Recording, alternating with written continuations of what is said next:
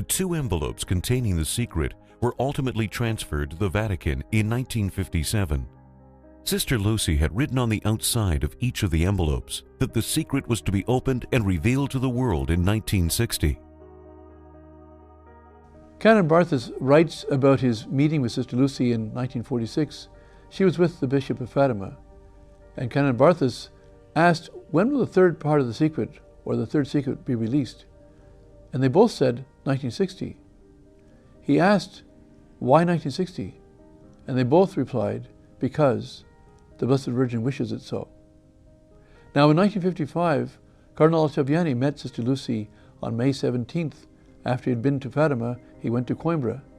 And there he asked Sister Lucy, why 1960? And she answered, because it will be clearer.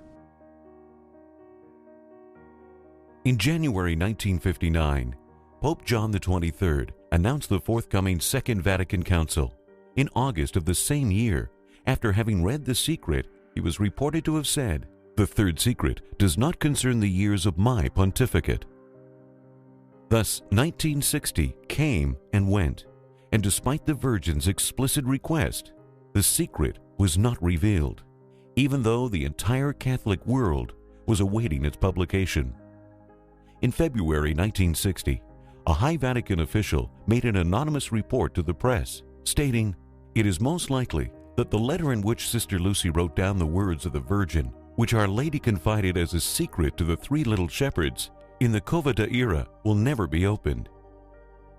It is most probable that the secret of Fatima will remain forever under absolute seal." Cardinal Saragera, the Cardinal Patriarch of Lisbon at the time, expressed his disappointment. "I affirm categorically that I was not consulted on this subject.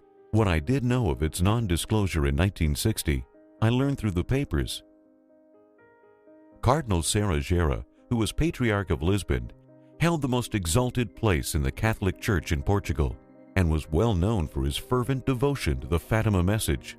Yet, even though Pope John XXIII had consulted a number of prelates regarding the third secret, it seems Cardinal Saragera was deliberately shut out. This is particularly troubling, since Cardinal Saragera was certainly the most knowledgeable of all the prelates about the details and events at Fatima.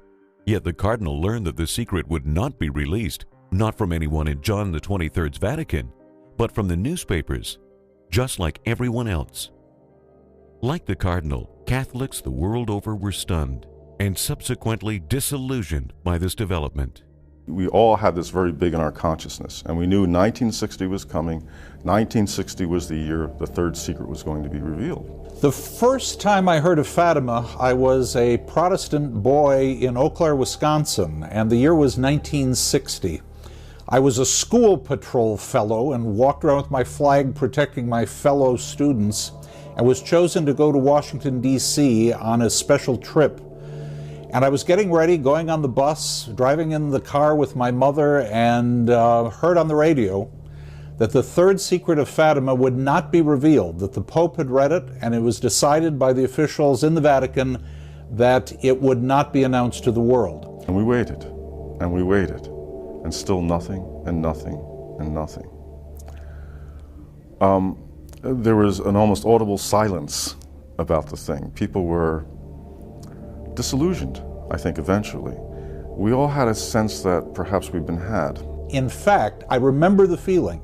I can only describe it as a kind of spiritual desolation when I learned that the decision had been made and the third secret would not be revealed. What was written in the secret that the whole world was waiting to hear? Was there something to hide?